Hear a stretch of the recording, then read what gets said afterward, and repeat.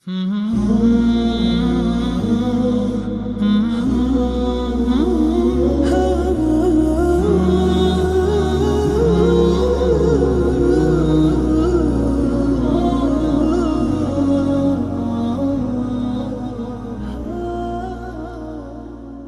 الله، الحمد لله، الصلاة والسلام على رسول الله وعلى آله وأصحابه ومن اهتدى بهديه واستنى بسنته إلى يوم الدين.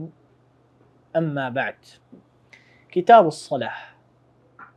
كتاب الصلاة كتابي نوێژ کردن بە هەموو جۆرەکانی و هەر لە شەرط و هەر لە چۆنیەتی و هەر لە بەتاڵکەرەوەکان و هەر لە نوێژی سونەت و غەیری ئەوەش.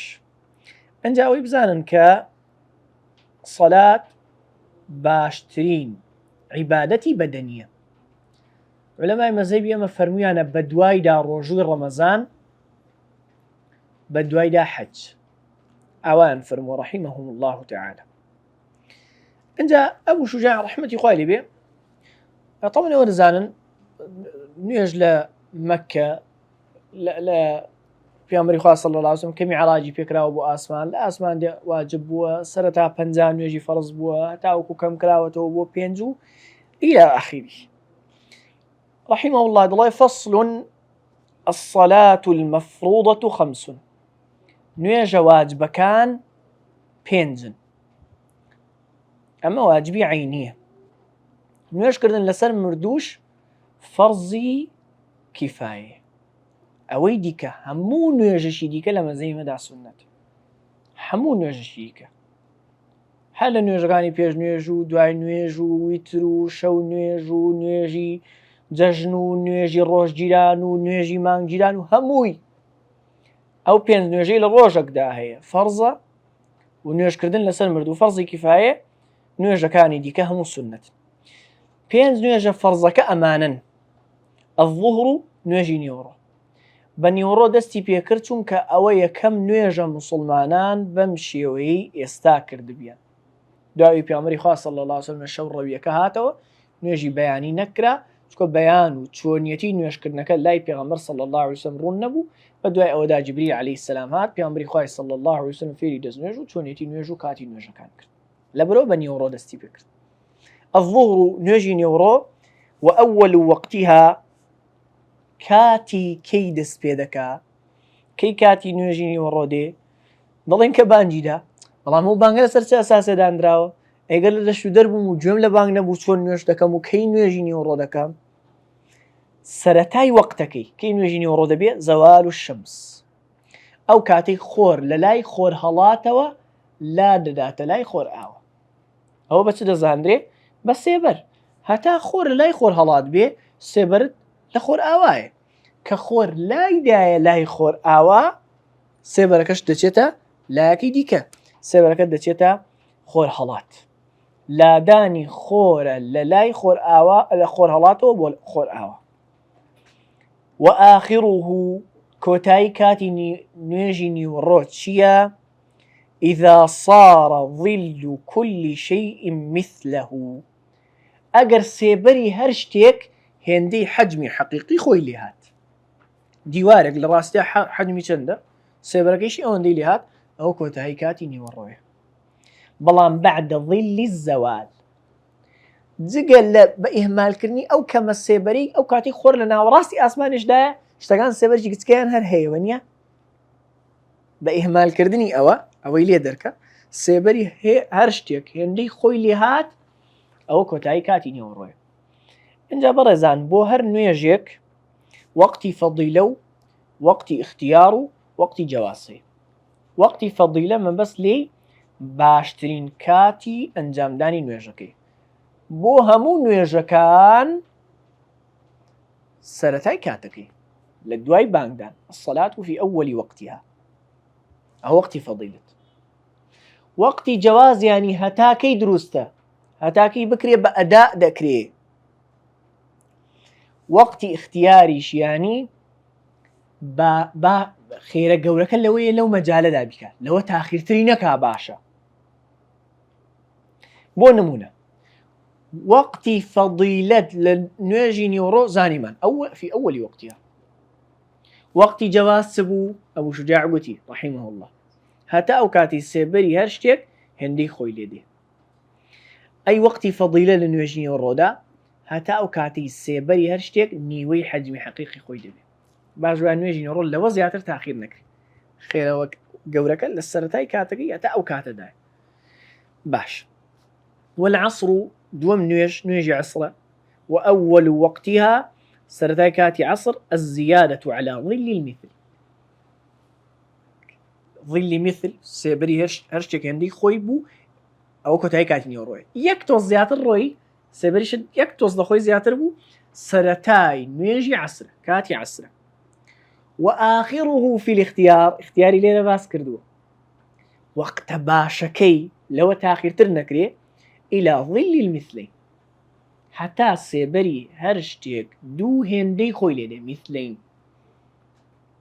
بەڵام وەفی الجواز هەتاکەی وەقتی نوێژی عسر دەمێنێ نوێژی عسر هەتاکەی نەچووە إلى غروب الشمس هەتاکەی هەتا وەکو خۆر ئاوا دەبێ. والمغرب سێم نوێژی مەغریبە ووقتها واحد یەک کاتی هەیە یعنی وەقتی فەضیلە و اختیار و جوازی نییە کاتی مەغریب هەر ئەوەندەیە. وهو غروب الشمس کە خۆر بە تەواوی ئاوا بوو بە تەواوی ون بوو ئەو کاتە کاتی نوێژی ئێوارێ بە پێچەوانەی خۆر هەڵاتن کە لە بەیانی باسی دەکەین مەبەست لە خۆر هەڵاتن هەر لە تیکی خۆر دەرکەوە خۆر هەڵاتنە و نوێژی بەیانی بەوە تەواو دەبێت. بەڵام لە ئاوا بوون نا دڵێن هەمووی ئاوا بێ بەوە دەست پێ دەکا چەندە وەختەکە وبمقدار ما يؤذن بە ئەندازەی ئەوە کە بانگ دەدا یەکێ بانجێک بدە ويتوضأ دەست نوێژ بگرێ ويستر العورة عورەتی داپۆشێت جل لەبەر کا بۆ نوێژ ويقيم الصلاة قامت بکە ويصلي 5 ركعات 5 ڕەکعەتی نوێژیش بکە 3 ڕەکعەتی ئێوارە و 2 ڕەکعەت سونەتی دوای ئێوارە ئەوەندەی کاتێ دوای ئەوە نوێژی ئێوارە چوو. ئەمە مذهبی جديدی شافعية رحمه الله تعالى قولي جديديتي بەڵام ئەمە معتەمەد نییە. معتەمەدی مذهب قولي بەهێز لای متأخرینی مذهب ئەوەیە هەتا وەکو نوێژی عیشا دەمێنێ هەتا وەکو نوێژی عیشا نوێژی مەغریبیش دەمێنێ. والعشاء چوارم نوێژی عیشایە وأول وقتها سەرەتای کاتەکەی إذا غاب الشفق الأحمر کە سوورایی دوای خۆر ئاوا بوون شەفەقی ئەحمەر ئەو سوورایی خۆر لە دوای خۆی بەجێی دەهێڵێ دوای ئاوا بوون ون بوو شەو تەواو تاریک داهات ئەوە شەفەقی ئەحمەر ئەوە ون بوو یعنی شەفەقی ئەحمەر ون بوو. طبعا سووریی واضح لە ئاسمان بەجێ دەمێنێەوە نیە هەمووتان دیقەتی ئەوەتان داوە کە ئەوە ون بوو ئیتر کاتی نوێژی عیشایە. وآخره في الاختيار کۆتایی وەقتی اختیاری لەوە تاخیرتر نەکرێ باشە إلى ثلث الليل هەتا سێیەکی شەو بەڵام نیوەی شەو سێیەکی شەو بە حیساباتی تەوقید ئێستا هێمەدا ناندرێ بەردەوام نیوە شەو ساعت 12 بێت نە نیوە شەو و 1 لەسەر 3 شەو ئەمانە بەوە هەژمار دەکرێت لە نوێژی ئێوارەوە هەتاوەکو بەیانی بزانین نێوانیان چەندە بەیانی هەتا ئێوارە وادا بنێن نوێژی ئێوارە وادا بنێن سعات 7 بانگ دەدا نوێژی بەیانی سعات 4 بانگ دەدا وادا بنێن شەو چەند سعاتە ئێستا شەو 9 سعاتە شەو ئێستا 9 سعاتە نیوە شەو سعات چەندە سعات 11:30 4 سعات لە 9 4:30 ڕۆی نیوە شەو سعات 11:30 سێیەکی یەکەمی شەو هەتا سعات چەندە تا سعات 10 سێیەکی ناوەڕاستی شەو هەتا سعات 1 سێیەکی کۆتایی شەو سعات 1 تا 4 واضحەوە کەوا بوو هەتا یەک لەو باردۆخی ئێستا باسمان کرد ئەت لە سعات 10 تاخیرتر نەکرێت.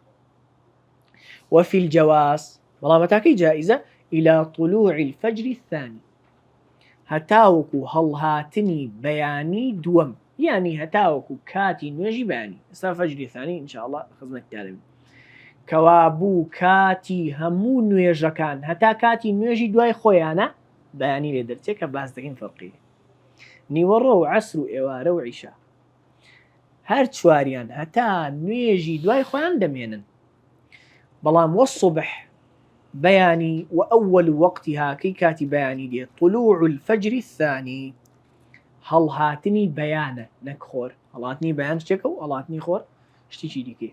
هەڵهاتنی بەیانی دووەمە کە پێی دڵن الفەجر الصادق بەیانی ڕاستگۆکە. ئێمە ئەهلی شار بە عامە ئەوە نازت تەسەوری ناکەن، یانی ڕەزان لە سەرەتادا بەس لەو ڕاستە کە خۆری لێوە هەڵدێ، خۆر لە کوێوە هەڵدێ، ڕووناچیشی ستونی بە ئاسماندا بەرز دەبێتەوە و دوایی ون دەبێت. ئەوە فەجری کاذیب بێڵن کە لە ڕاستە فەجر نییە، ئەوە بانگی بەیانی بەوە نابێت. ئەهلی شار ئەوەمان نەبیەوە خەریکە ئەستێرە بە ئاسمانەوە نەبینین لەبەر ڕووناچی شەوان، ئەستێرە خەریکە دیار نوێن. بە دوای ئەوەدا کە تۆزی چکە دەڕوا ئینجا ڕووناکاییەکی پان نەک بەس ئەو جێی خۆری لێوە هەڵدێ، ڕووناچیەک بە پانایی لای خۆر هەڵاتەوە بڵاو دەبێتەوە. ئەوە بەیانی ڕاستگۆیە، ئەوە فەجری ثانیە، ئەوە فەجری صادقە. لەگەڵ ئەمە تەڵێن ئەمە سەرەتای فەجری صادقیش نابینین، ئەمە کە ڕووناچی دێت دەمێک هاتووە بەس دەبەر ڕووناچی شاد تەسیری ڕووناچیەکە کەمتر بووەتەوە. لەبەر ئەوە کە دەڵێ کاتی نوێژی بەیانی غەڵەتە ئەوەتە نەبابە تۆ لە گوندێکی نزیک شاریش فەجری صادق لە کاتی خۆیدا نابیندرێ. لەبەر ئەمە لە شار تەماشا دەکەین کە بانگی بەیانیدا وڵا هیچ ڕووناچی لەولایەوە نییە، هەیە بەزە تۆ ون بووە، ینی نایبینی لەبەر ڕووناچی شار. ئەوە سەرەتای کاتی بەیانیە. وآخره في الاختيار کۆتایی کاتی اختیاری، کۆتایی کاتی خێرە گەورەکە لەکەی تاخیرتر نەکرێت إلى الإسفار. ئەو کاتەی دنیا تەواو ڕووناک بوو بەس هێشتا خۆر هەڵ نەهاتوو، ئەستەکەی تەواو ڕووناکە دنیا لەوە تاخیرتر نەکرێت. وفي الجواز ئەدی هەتاکەی جائزە و هەتاکەی نوێژی بەیانی دەمێنێ إلى طلوع الشمس هەتاوەکو هەڵهاتنی خۆر بە هەڵهاتنی بەشێکی نوێژی بەیانی دەچێت. واضح برانم ئەوە مشکلەمان نییە.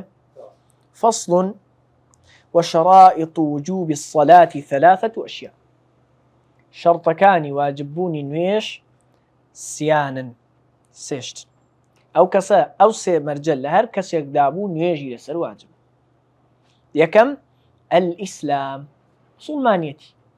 کابوونی لەسەر کافر واجب نییە، بۆ مانایی لە دنیاە بە زۆر نوێژی پێ ناکرێت کە مسلمانیش بوو داوای قەزاکردنەوەی نوێژەکانی زمانی کوفری لێ ناکرێت.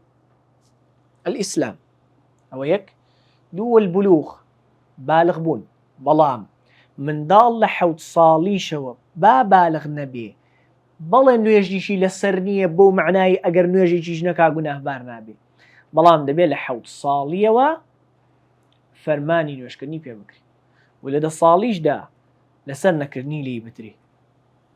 والعقل وعقلیش بێ شێت نوێژی لەسەر نییە، بەڵام ئەوە کە خەوتووە یا بوراوەتەوە بەبێ کەمتەرخەمی خۆی ئاگای لە نوێژ نەبووە بەس گوناهی لەسەر نییە، دەبێ بیکاتەوە کە بە ئاگاتەوە.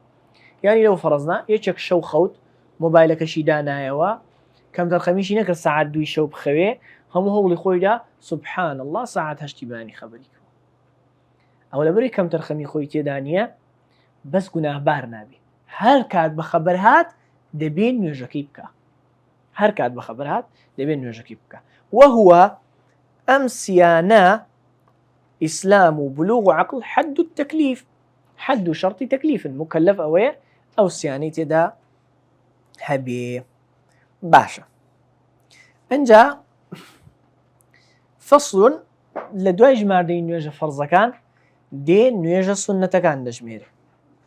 والصلوات المسنونات 5 نوێژە سونەتەکان 5 مەبەستی ئەو سونەتانەیە کە بە جەماعەت دەکرێن، مەبەستی ئەو سونەتانەیە کە بە جەماعەت دەکرێن. العیدان نوێژی دوو جەژنەکە ڕەمەزان و قوربان. والکسوفان نوێژی خۆرگیران و مانگیران. والاستسقاء نوێژە بارانە ئەنجا لە پاڵ ئەوە هەندێک سنەتی دیکەمان هەن والسنن التابعة للفرائض 17 ركعة أو سنتاني تابع شوين كوتو نوێژە فەرزەکان ما بەس پێی ڕەواتیبە يعني أو نوێژانی لە پێش و پاش نوێژە فەرزەکان دەکرێن 17 ركعة ركعة الفجر 2 ركعتي پێش نوێژی بەیانی کە لە هەمویان گەورەترە ولا الدنيا ولا وش كتيدا باشترة 2 ركعات پێش نوێژی بەیانی و4 قبل الظهر 4 ركعتي پێش نوێژی نیوەڕۆ وركعتان بعده 2 ركعت دوای نیوەڕۆ 4 وارد بووە دەتوانێت 4 بکە و4 قبل العصر 4 ركعتيش پێش نوێژی عصر وركعتان بعد المغرب 2 ركعت لە دوای مغربیش و2 ركعاتيش لبيج مغربيش هرواهية و3 بعد العشاء 3 ركعاتيش لدواي عشاء هي كيوتر بواحدة منهن يتشان ويتر إن شاء الله استاباسي لك أو دوانيا هي دواي نوجي عشاء انجا لو ركعتان ديان مؤكدا دوي بيج نوجي بيانيو دوي بيج نوجي نيورو دوي دوای نیوەڕۆ دوي دوای ئێوارە و دوي دوای عیشا دوي پێش نوێژی بەیانی و دوي پێش نیوەڕۆ دوي دوای نیوەڕۆ دوي دوای ئێوارە و دوي دوای عیشا ئەمما ویتر لای کەمی 1 ڕەکعاتە و لای زۆریشی 11 ڕەکعاتە دەتوانێت 1 ڕەکعات بکە تەنانەت ئەگەر 2 ڕەکعاتی دوای نوێژی عیشاشی نەکردبێ هەر 1 ڕەکعات و تەواو ئەنجا ئەو کاتە سوورەتی قل هو الله ئەحەدی تیا دەخوێنێ خۆ ئەگەر 3 ڕەکعاتی خوێند لە 3 ڕەکعاتی کۆتاییدا سوورەتی ئەعلا و سوورەتی کافرون و سوورەتی ئیخلاص دەخوێنێ باشە ئەوەش بە کورتی دەربارەی نوێژی ویتر ئەنجا ویتر لە ڕەمەزاناندا بە جەماعەت دەکرێت کاتەکانی دیکە بە تەنیایی دەکرێت لە ڕەمەزاندا لەگەڵ تەراویح لەگەڵ قیام اللەیل بە جەماعەت دەکرێت لە کاتەکانی دیکە بە تەنهایی دەکرێت ئەنجا لە پاڵ ئەوەوە و3 نەوافیلە مؤکەداتی ئەو لەو سونەتانەش کە بە تەنیا دەکرێن ینی سێ دیکەی مؤکەدەش هەیە سيدي كي مؤكد شيء صلاة الليل شو نويش ما بس ده شو نويش مرزان بقيش عند الإطلاق بس في نويجي شو هل نويجك لدوي خور عوابونه وبكري بو معناه نويجي إواره ونويجي عشاش شو نويج وأو نويجي دوي عشاش ذكرين شو نويج باشترين جوري شو نويجيش تهجده تهجد ئەوەی ئینسان بخەوێ و بۆ نوێژ هەڵسێتەوە تهجد ئەوەی ئینسان بخەوێ و بۆ نوێژ هەڵسێتەوە ئەگەر نا بەدەستەواژە فراوانەکە نوێژی ئێوارە و عیشاش لە صلاة الليل وصلاة الضحى نوێژی چەشتەنگاو دەتوانێت هەتاوەکو 8 ڕەکعات بکە ئینسان هەوڵدا 4 ڕەکعاتان هەر بکە صلاة ضحاش مؤكدة وصلاة التراويح نوێژی تەراویحیش لە ڕەمەزانێدا ئەسڵ ئەوەیە بە ویترەوە 21 ڕەکعات بێ بەڵام 8 ڕەکعاتیش لەگەڵ 3 ویتر یعنی 11 ڕەکعاتیش جائزە و لە فەرموودەی صحیحدا هاتووە وصلاة التراويح ئەمانەش مؤکدن ئەنجا تەراویح بە پێچەوانەی هەندێ سونەتی دیکەوە واجبە لە هەموو 2 ڕەکعاتێکیدا سەلام بدرێتەوە واجب شەو نوێژ نا شەو نوێژ توانێت بەڵێ ئەسڵ ئەوەیە دوو بیان کا لە شەو نوێژ مەثەلەن بەڵام توانێت 8 ڕەکعاتیش بەسەری کۆ بکە ئەما تەراویح واجبە هەموو 2 ڕەکعاتێک سەلام داتەوە و سونەت دوایە لە دوای هەر 4 ڕەکعاتکردنێ تۆزێ تەڕویحەیە ناوەکەی لەوە هاتووە تەراویح تەڕویحەیە بدا یعنی ئیسراحەتێ بکە تۆزێ بوەستێ ئەنجا هەڵسێتەوە بۆ نوێژی دیکە ئەنجا فەصل دەربارەی شرائط الصلاة ما بس ده طبعا كتاف أركان خلق قرين ودرسيين دي إن شاء الله. شرط برزان واجبك لدروي عبادتك مرجل السرتا وتاكو تعيها بي وكو دزنويش لدروي نويش هوني دزنويش لدروي نويش تو باشك لك كردوكاني نويش دوني دزنويش الله بقري أما ناو نويش دزنويش الله قرين نا مرجش للسرتا عبادتك تاكو كوتايكي هبي وبردوام بي بلام ركن واجب باشي عبادتك ضلين خني فاتحتي برزان خني فاتحة الركنة باشي واجبيك باشي عبادتك ماشي يا أحمد. بلام استقبال قبلة ركن قبلة اشتكل درو عبادتك لناو نيوش يعني بشغل لك لو كان نيوش ركن قبلة نا مرجش للسرتاو تاكو تايكين أما الشرطة كان نجميري والله. وشرائط الصلاة هم بوين رونكرديو قبل الدخول فيها كلا بيج نيوجك ودكرين وبيوست لك أتاكو تاين نيوجكش بردوام بن 5 أشياء بينز مرز بينز دانا يكم طهارة الأعضاء من الحدث والنجس باتشيتي أندام كان أعضاء لحدث لبي دزنوجي دزنوجي هبي بدزنوجي قورو بتوشي لسر نبي والنجس بيسيش بأندام كان يانو نبي باشان وستر العورة دا بوشيني عورته دعاي دي عورت بالنسبة بيا وشيا بالنسبة عفرته وشيا عورتي دا بوشي بلباس طاهر بجليشي باك كوابونا بي بيسي بجلكانيشي وبي اگر جلیەکی کەم بینی کە نوێژ دەکا ئاگاداری دەکەمەوە و ئەگەر لە ناو نوێژ پیسیەکەم بەجلی خۆمەوە بینی نوێژەکەم دەبڕم پاشی دەکەمەوە ئەنجا نوێژ دەکەمەوە لە سەرەتاوە و ئەگەر دوای نوێژ پیسیەکەم بەجلەکەمەوە بینی و غالیبی ظنم وا بوو کە لە ناو نوێژەکەش هەروا بوو بۆ پیسیەوە نوێژم کردووە نوێژەکەم دووبارە دەکەمەوە. سيم شرط والوقوف على مكان طاهر وستان لسر جيغايش باك بو نوێژ کردن جا عبرەت و گرنگ لێرە مولامەسە و بەرکەوتنە یعنی ئەگەر ئینسان لە جێگایەک نوێژی کرد کە سوزەی دەبر پیسێک دەکەوتە بەرامبەر سنجی بەس بەری نەدەکەوت ئاساییە بەمەرجێ و جێگای لی دەوەستێت دەستی تێدادەنێ لە سوزدەنێ و چاوانی تێدادادەنێ لە سوزدە مەثەلەن پیس نەبێ پاک بێ جا خۆڵ و تۆز و ئەمانە پیسی شەرعی نین لەبەرەوە لەو دەشت و دەرە و سەحرایە بەبێ بەرماڵ نوێژ دەکرێ یان نوێژ ناکرێ نوێژ دەکرێ چۆمە لە پیسەکانمان ژمارد تۆز و خۆڵی تێدا و برایان تێیدا نەبوو کابوو لەسەر ڕایەخ لەسەر کە پیسیش پێوە نەبوو وەکو خوێن وەکو میز وەکو پیسایی وەکو ئەوە نوێژیان لەسەر دەکرێ. چوارەم والعلم بدخول الوقت علمی هەبێ بە هاتنی کاتی نوێژەکە دەبێ بزانێ کاتی نوێژەکە هاتووە یانی ئەگەر خۆ بەخت وەڵی نازانم بزانم هاتووە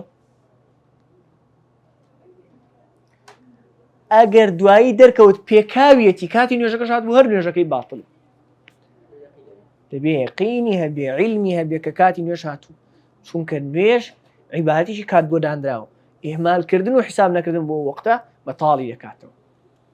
پێنجەمیان واستقبال القبلة ڕووکردنە قبلە ئەنجا لە مەزهەبی ئێمەدا عینی کەعبە خودی بینای کەعبە قیبلەیە نەک لایەکەی ئەو لای لەوێ بۆیە دەبێ ئینسان ڕوو بکاتە عینی کەعبە ئەگەر بەرامبەر کەعبە بوو گەر کەعبەی لێ دیار بوو دەبێ ڕوو بکاتە عینی کەعبە ئەگەر کەعبەشی لێ دیار نەبوو لانی کەم بەنیەت نیەتی و خوا ئەوە من هەوڵمدا عینی کەعبە بپێکم تەکلیفی زیاتر لەوەی لێ ناکرێت. ئینجا ئەگەر لە دوای نوێژ ئەگەر قیبلەی نەزانی بە دیاریکراوی ئیجتیهاد دەکات هەوڵدا بە تەخمین بۆ بیدۆزێتەوە بتوانێ قیبلەنما بەکاربێنێ واجبە قیبلەنما بەکاربێنێ دەستی نەکەوت ئیجتیهاد دەکا و تەخمین دەکا و لێک دەداتەوە. ئەگەر دوای نوێژەکە بۆی دەرکەوت هەڵەی کردبوو تێیدا نوێژەکەی دووبارە دەکاتەوە. خۆ ئەگەر لە ناو نوێژەکە پێیان گوت ئەگەر زۆر تێنەپەڕی بوو بەسەر نوێژەکەیدا ڕووی دەسوڕێنێ و بەردەوام دەبێت. ڕووی دەسوڕێنێ و بەردەوام نا ڕەکعاتێک زۆر ڕەکعاتیش کردوێ نابێت دەبێت نوێژەکەی دەبڕێ و ڕووی قیبلە دەکاو دەیکاتەوە. ئەنجا دەربارەی ئەو پێنجەمە ئەبوو شوجاع ڕەحمەتی خوای لێ بێ دەفەرمێ ويجوز ترك القبلة في حالتين ڕوونەکردنە قیبلە جائزە لە دوو حاڵەتدا. لە دوو حاڵەتدا ئینسان دەتوانێت ڕوونەکاتە قیبلە. یەکەمیان في شدة الخوف لە ترسی زۆردا سان لە دوژمنێک ڕادەکا لە دڕندەیەک ڕادەکا لە لافاوێک ڕادەکا لە ئاگرێک ڕادەکا هەرچۆن بۆی گونجا نوێژەکەی دەکا و دووبارەکردنەوەشی لەسەر نییە. في شدة الخوف لە ترسی زۆر بە جۆرێ نەگونجێ و نەلوێ ڕوو بکاتە قیبلە. ئەوە خاڵیەک. خاڵی دووەم وفي النافلة في السفر على الراحلة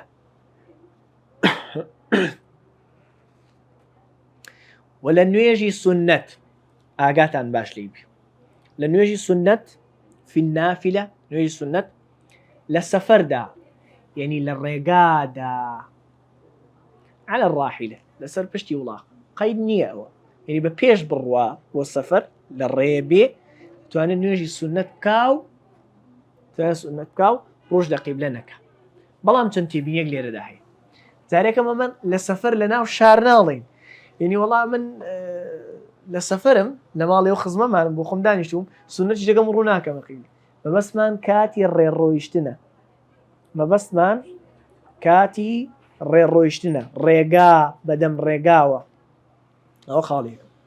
خاڵە دووەم ئەوەی بەسەر پشتی وڵاغەوەیە و ئەوە کە بە پێدەڕوا چەند جیاوازیەکیان هەیە. ئەوەی بەسەر پشتی وڵاغەوەیە بەس بۆ ئەڵڵاهوبەری نوێژ دابەستن واز بەڕوو لە قیبلە بکە. بەس بۆ ئەڵڵاهوبەری نوێژ دابەستن واز بەڕوو. ئەوە کە بە پێدەڕوا دەبێت لە ئەڵڵاهوبەری نوێژدا بەستن و لە ڕکوع و سجود و دانیشتنەوەن دوو سوزدەکەش ڕوو لە قیبلە بکاو بە تەواویش ڕکوع و سجودەکە بکە. ئەوە کە بە پێدەڕوا بۆ نوێژی سنت واضح بوو. ئەوە کە بە پێدەڕوا بۆ نوێژ دابەستن بۆ ڕکوع و بۆ سجود و بۆ دانیشتنیان دوو سوزدەکە دەبێت ڕوو لە قیبلە بکاو بە تەواویش ڕکوع و سجودەکەی بکە.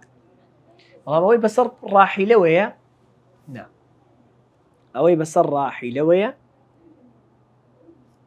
بەتەنیا بۆ ئەڵڵاهو ئەکبەر نوێژ دابەستن ڕوو لە قیبلە دەکا ڕکوع و سجود بەس بە ئاماژە بەس ملی لار دەکاتەوە بەس سەری دادنەوێ پێویست ناکە ڕکوع و سجود بە تەواوی ببە. قولی متأخرینی مەذهبی شافعی ئەوانەی عالمی گەورە بوون و بە سەیارە ڕاگەیشتوون بینیویانە فەرمیانە نوێژی سنەتی لە ناو ناکری. نوێژی سنەتی لە ناو ناکری لەبەرێ وەکو ڕاحیلە نییە حاڵەکەی جیاواز. دەربارەی نوێژی واجب طبعاً دەبێ بیکانە ناو سەیارە بێنە ناو فڕۆکە بێ ناو کەشتی بێ و هەرچۆن بێ ڕوو دەکاتە قیبلە کە سەیارەکە یا فڕۆکەکە ڕووی لە قیبلە سوڕان خۆی لەگەڵ قیبلەکە دەسوڕێنێ. دووبارەکردنەوەی نوێژیشی لەسەر نییە مەگەر نەتوانێ ڕکوع و سجود وەکو خۆی ببە. ئەگەر نەیتوانێ مەسەلەن ناو تەیارە وتیان زروفەکە لە بار نییە جی نوێژکردنی تێدا نییە نامێت لە جێ خۆت هەڵچی ناتوانێت ڕکوع و سجود بە تایبەوە نییە نوێژەکەی دەکا ڕامدایە دووبارەی دەکات. بە کورتی هەرکە ئینسان ناو تەیارە یان ناو سیارە هەرچێک نوێژی فەرزی کرد نەیتوانی ڕکوع و سجود بە تەواوی و بەڕێکی ببا دەبێت دوای نوێژەکەی دووبارە بکاتەوە. باش با ئینشاءڵڵا لەو دەسەر ئەوەندە بەس بێ. سبحانك اللهم وبحمدك أشهد أن لا إله إلا أنت أستغفرك وأتوب إليك.